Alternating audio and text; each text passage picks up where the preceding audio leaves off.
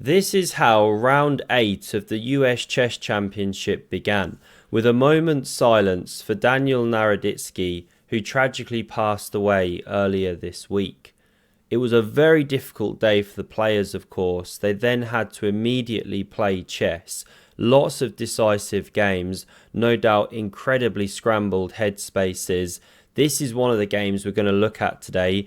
It's Andy Woodward playing with the white pieces. He's an incredible chess prodigy, 15 years old. Danya himself talked about Andy in the last interview he gave, I think it was, on Dina's channel. Talked about the talent of this young man and how kind and humble of a person he was off the board. And his opponent, of course, is Hans Niemann, who would have come into this tournament dreaming of winning it, but now he's had his hopes shattered due to this incredible game. Let's dive in and take a look. We get pawn d4, a queen's gambit declined on the board here, knight c3, Niemann keeping it solid but not for too long. Here are some of the possible moves for black. He chooses bishop b4 though. We get takes, pawn recaptures, e3, and as is so true to his fighting style, and we love it, Niemann doesn't play the solid pawn to c ships. He strikes at the centre with c5 here, and the game gets sharp now because it's ignored. You don't want to go capturing, by the way, or takes, the knight hops out, and in exchange for the bishop pair, you've got a better pawn structure, nice half open files to work with for the rooks, outposts for the knight potentially. It's a decent position for black. White is also fine, of course, but not the sharpest. This is better. You could just castle here. It's what I'd be looking at. But Niemann shuts down the central tension, kicks back the bishop. We get a completely different character to the game now. Double pressure here. Don't go queen d2. You're just walking into a world of pain. Pieces on the wrong squares. Knight e4's coming one day. Do you want to give up your bishops? Not ideally, not right now. So castles is best. Offering the pawn, not yet taken, but we're going to see it taken in a moment, so let's not go down that rabbit hole. Castles now from Hans, and now a really deep move. A man who understands the position. Pawn a4. I mean, you really feel like a boss when you push that rook's pawn, but why would you weaken the dark squares when there's a bishop already sat there? Well, you're going to see the point behind it. It's deep. I'm not going to show it just yet. Niemann first goes a6, perhaps with half an eye on knight b5 one day, maybe setting up b5 ideas to connect the chain.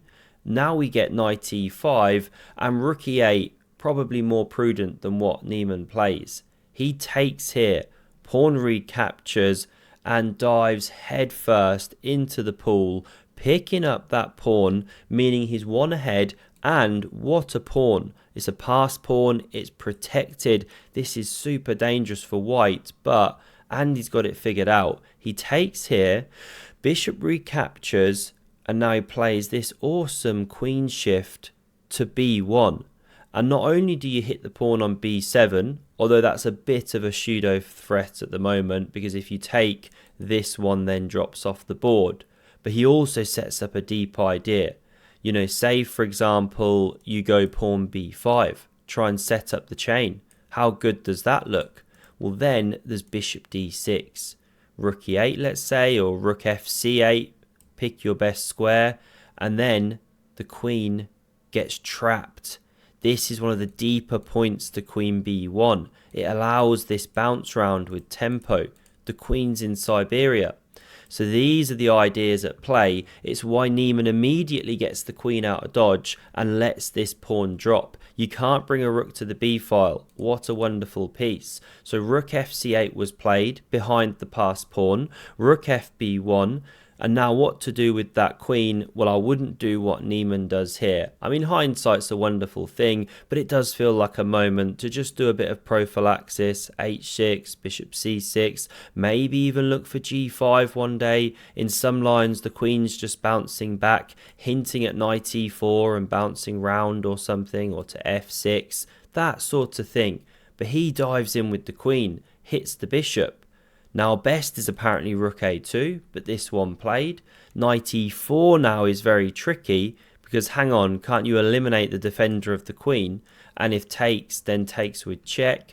Well, yes, all this is possible, but it's black standing better with this amazing passed pawn. Bishop coming to f5, it's not what you want. So we didn't see any of this. We instead saw queen c1. Now be very careful. Say you jumped with the knight to d2, you're about to get fossilized. So therefore we now see queen a5. This is why Niemann practices with his pogo stick. It's for these kind of moments. He just got a brand new one for Christmas. We see rook b7 to hit the bishop. It dives into c6, rook back, and now a bad move. Best was apparently knight d2, but I don't know, h6 looking quite good as well. But played was pawn c3, and it's actually an overextended pawn, pushed prematurely here. We saw similar in the Wesley So versus Andy Woodward game, where Andy had the overextended pawn. Wesley went on to win the game. g5 lashing out, kicking the bishop, now lifting the rook, desperately looking to double and defend the pawn, but you're not quite in time. We now see Andy smash this knight off the board, giving the bishops, releasing his own d-pawn bad boy, and now picking up here. Now it begs an important question. Can't you take and go in for this, where you pick up the a-pawn? How dangerous does that look? Well, yes, you can do, but it's not so good.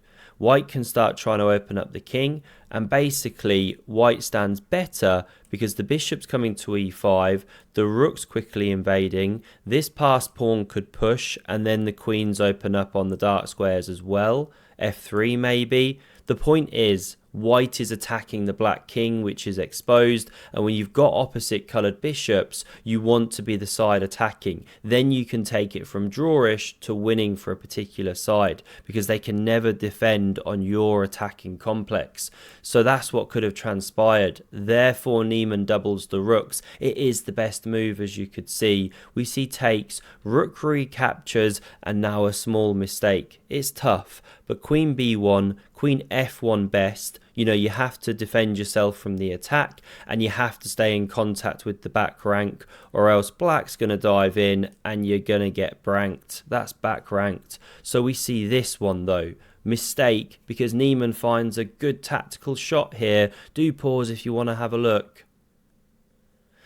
It's bishop g4, overloading the queen. You know, you can't take, or queen e1 mate. It's trying to do two jobs. Therefore, we see pawn f3, and this is hard to criticise, but the best move was takes. Not played. We're in the back cave here. Now, it looks counterintuitive to give white this massive rolling centre. I think very few people are playing this and understanding it's best for black. But the point is, you actually get some very serious pressure. You know, you can't quite push this pawn in time. Rook's attacked. So let's say something like this. Now if you push, well then there's queen c4. There's pressure here. There's ideas of here and here winning the queen. There's just enough pressure to actually create counterplay and therefore fight against the big white centre. So that was the way to go. But Niemann backs up. Pawn h3, queen d5, and Andy said, you had your bite at the cherry here, no more for you, sir. What would Andy do here? I feel like we have to get in some kind of Woodward plan, pun right, you know, in honour of Danya. He loved the pun. Do help me out with the Woodward puns in the comment. He has a name which lends itself. Pawn f4, and you've made the bishop on f5 look really silly suddenly, and you can't make this one look silly because g4 is not working. You take, queen supports, so at some point this guy is going to become a monster. We now see h6, rook b3 prepares to activate, supported by the queen. Whoops, not a knight, the queen that wanted to be. King g7 played, rook b8, and now a mistake. Rook c8 is apparently best, but it's all a bit miserable for black here. You're going to be defending. f6 a top move. That's when you know you're in trouble. Never play it. But Niemann plays queen d6, and it's a big mistake because white has a powerful move now at the disposal. It's the thrust through the centre. And what's so strong about this is you clear the d4 square for check. So if you try and take the rook, you know, that was black's immediate threat. So I think that's always a good place to start. What if they execute on their threat? Well, now you can take this rook and you get something like this, check.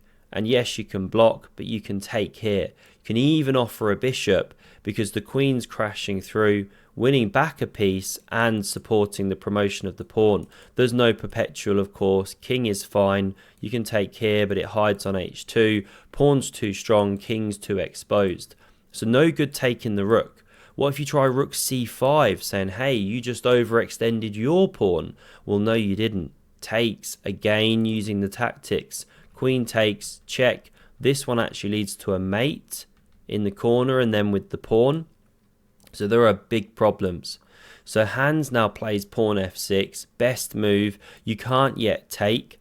You lose your queen with check. So king h2 was played, supporting the bishop, opening up this threat once more.